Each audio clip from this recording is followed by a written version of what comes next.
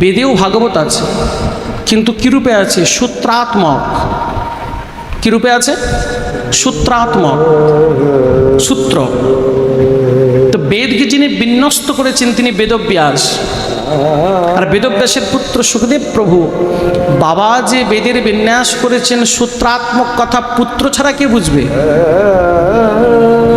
তো ভাগবতের যদি ফল এত পরিপক্ক হয়, এ ফলটা পড়ে গিয়ে ফেটে গেল না কেন? বলে ভাগবত ফল সরাসরি পতিত হয়নি, ভগবানের শাখা থেকে এই ফল এসেছে ব্রহ্মার শাখায়, ব্রহ্মার শাখা থেকে এই ফল এসেছে চতুষ্ষণের শাখায়, সনক সনন্দন সনাতন সনাতন। চতুষ্ষণের শাখা থেকে এই ফল এসেছে দেবর্ষি নারদের শাখায়, দেবর্ষি নারদের শাখা থেকে এ ফল এসেছে মহর্ষি বেদব্যাসের শাখায়। আর মহর্ষি বেদব্যাস এই সূত্রাত্মক ভাগবত কথা তার পুত্রকে পড়িয়েছেন। পুত্র হলেন সুখদেব গোস্বামী, সুখদেব প্রভু। আর সুখদেব প্রভু ভাগবত শুনিয়েছেন রাজা পরীক্ষিত। দেখো বাবা বেদের মধ্যে কি সূত্র রচনা করছেন, মন দিয়ে শুনুন। বাবা বেদের মধ্যে কি সূত্র রচনা করছেন পুত্র ছাড়া কে বুঝবে? তাই তো বাবা বেদের মধ্যে কোন সূত্র রচনা করে দিলেন, এই সূত্র একমাত্র পিতাই বুঝবে, পুত্রই বুঝবে। তাই বাবা বেদব্যাস, পুত্র সুখদেব প্রভু। এক রাজ্যে এক রাজা ছিলেন, মন দিয়ে শুনুন। এক রাজ্যে এক রাজা ছিলেন। সে রাজার স্বভাব ছিল অন্যের যে মার হয় না, আপনার দিকে কি বলে?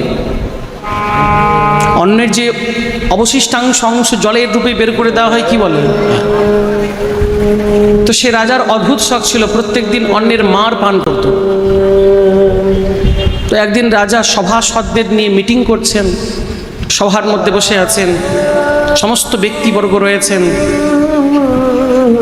এমন সময়েই অন্ন রেডি হয়ে গেছে, মারও প্রস্তুত। পুত্রকে বলছে, যাও পিতাকে ডেকে নিয়ে এসো, অন্যের মারটা যেমন প্রতিদিন পান করে তেমন পান করো। এবার পুত্র দেখছে বাবা মিটিং করছে, অনেক গণ্যমান্য ব্যক্তিত্ববর্গ রয়েছেন, ওদের সামনে গিয়ে যদি বলা হয় বাবা তোমাকে মার পান করতে ডাকছে, কেমন শোনায়? ভালো শোনায় যে রাজা মার পান করছে। তো পুত্র রচনা করলেন সূত্র। সূত্র রচনা করে সভার মধ্যে প্রবেশ করে বললেন, পিতাজি धानोपुर से मानो जी आए हैं, कठोता घाट पे बैठे हैं, जल्दी जाके मिल लो नहीं तो शीतलपुर के लिए निकल जाएगा।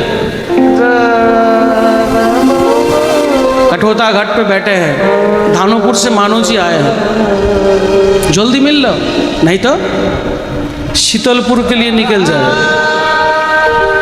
পুত্র বলল সূত্রে।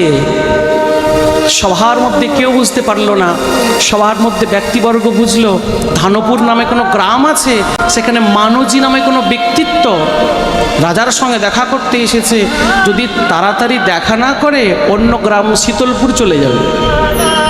রাজা বুঝল धानोपुर से मानोजी माने धानेर अन्येर मार, मानोजी आए हैं, कठोता घाट पे बैठे हैं, काठेर पात्रेर मध्य रखा है, जल्दी जाके पालो वरना शीतलपुर के लिए निकल जाएगा, ठंडा हो जाएगा। प्रेम से बोलो, जोर से बोलो, जय जय श्री राधे।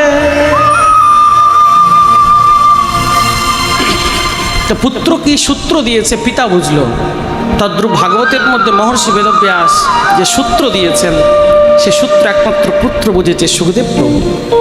সেই सूत्र जगतेर सामने प्रचार करते, जगतके जानाते श्रीमद् भागवतेर भाष्य करेছেন।